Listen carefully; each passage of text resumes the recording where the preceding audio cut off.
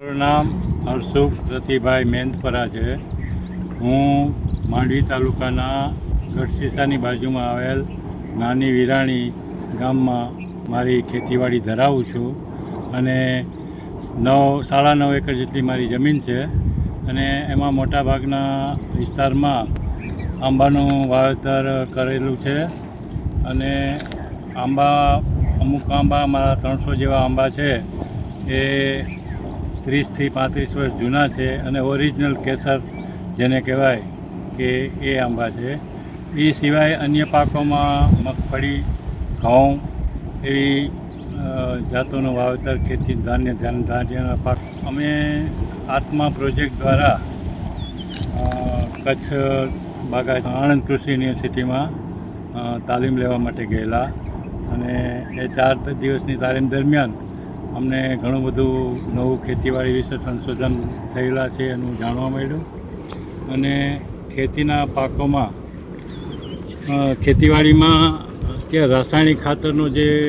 વપરાશ છે એ ઓછો જેમ થાય અને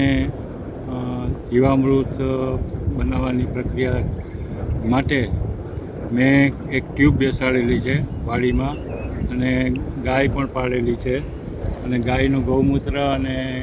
છાણ દ્વારા જીવામૃત બનાવે છે. એ સિવાય ઘન જીવામૃત બનાવે છે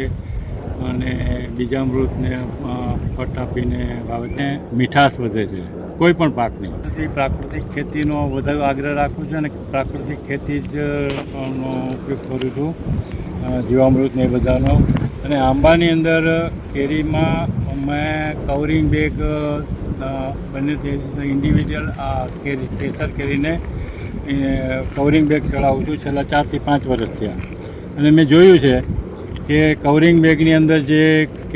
કેરી હોય છે એમાં સોનમાખનો ડંખ નથી લાગતો, ત્યારબાદ થ્રિપ્સનો એટેક નથી મળતો, મધ્યાનો એટેક પણ નથી આવતો અને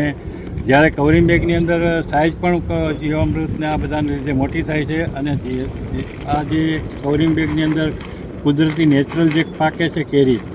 એની આખી મીઠાશ અને સોળમ એકદમ નેટ એન્ડ ક્લીન હોય છે અને એ બહુ સરસ આખી કોઈ પણ જાતના લાગડૂગ વગર કે આ રીતનું ફળ હોય છે. આ દરેક તમે જોઈ શકો છો કે ઓપન માર્કેટની આ જે કેરી છે અને જે કવરિંગ બેગવાળી કેરી છે એમાં ઘણો બધો ડિફરન્ટ આવે છે. આપણે એનો કલર